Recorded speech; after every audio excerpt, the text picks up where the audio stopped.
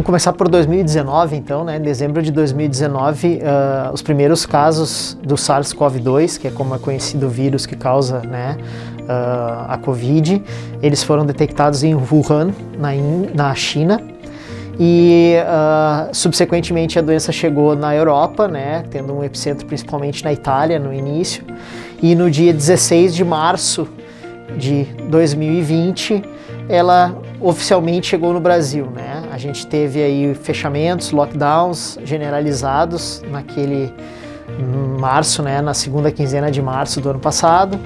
E desde então a gente passou por altos e baixos. Chegamos a um ponto em que a gente teve até um controle relativo da pandemia, mas o fato é que agora com essa mutação que ocorreu ali em Manaus, a gente está enfrentando aí o período mais grave da pandemia aqui no Brasil desde que ela chegou aqui em março de 2020. O coronavírus, na verdade, ele tem, se reconhece hoje 3 cepas diferentes, né, ou 3 variações. Então, uma no Reino Unido, uma na África do Sul e uma no Brasil. A do Brasil chama P1 e ela tem um potencial que se acredita ser 3 vezes mais contaminante e mais agressivo em relação às outras. Então, por isso que nós identificamos que acelerou a pandemia nas últimas semanas, na verdade, né? O que é importante entender se gera muito sentimento de culpa, quem é o culpado, por que fez, mas a gente vive hoje um fenômeno da natureza, quer dizer, é uma onda viral, né? A gente tem que entender que a gente luta contra um fenômeno da natureza. Então, o comportamento fundamental é barreira, né? É ter hábito de higiene, usar máscara, ter barreira e evitar se contaminar para evitar que esses casos cheguem mais graves ao hospital.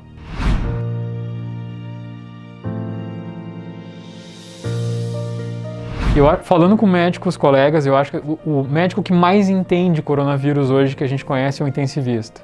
Seguido muito de perto dos médicos emergencistas, pneumos, infectos, eu acho que tem muitas áreas envolvidas e todos eles são unânimes em dizer que a gente está nesse momento, né, março de 2021, com as UTIs lotadas de verdade e com um sistema de emergência também lotado, né?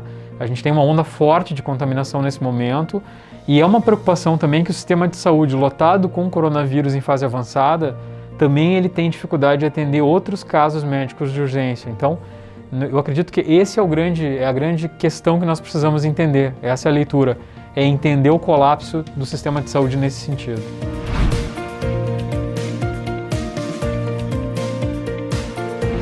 Bom, eu acho que para a gente abordar essa questão, a gente tem que olhar para um trabalho muito legal que foi feito pela Fiocruz de Manaus, que é o primeiro trabalho no mundo que avalia a efetividade ou não dessas medidas de restrição, do uso de máscaras, do isolamento social, do distanciamento, em relação a essa nova cepa do vírus que é muito mais agressiva e muito mais transmissível, principalmente, do que as cepas anteriores.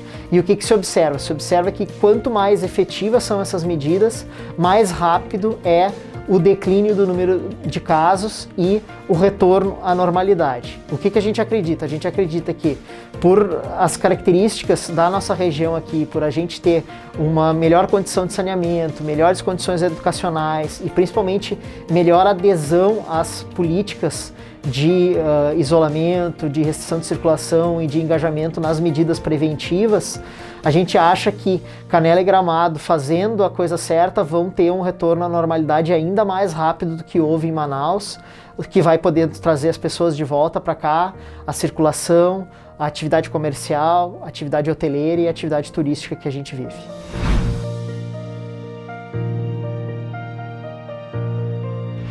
A questão que eu acho que já é saturada, na verdade, é a questão de falar em máscara, isolamento e higienização das mãos. Mas eu acho que tem alguns detalhes que é importante a gente lembrar, porque na prática ainda se observa um comportamento de não fazer um uso total, né, das barreiras. Então, máscara, por exemplo, a gente sempre pede para prestar atenção que o nariz e a boca têm que estar cobertos pela máscara. E o uso de máscara é importante em várias situações de cotidiano, como, por exemplo, quando se recebe um entregador em casa, quando tem alguém para executar um serviço doméstico, algo dentro da casa, qualquer tipo de contato, né? Vai fazer uma corrida, vai passar por uma área que potencialmente tenha pessoas, tem que usar máscara. Qualquer tipo de contato que vá se fazer, mesmo dentro do carro, eu recomendo usar máscara, né? Pessoas que já foram contaminadas também, que às vezes argumentam dizendo que eu já tive, não tem problema, é importante que usem ainda a máscara, porque se acredita que as novas cepas possam ser recontaminantes. Então, é importante ainda manter as barreiras de uma maneira muito disciplinada para evitar o contágio e a disseminação do vírus.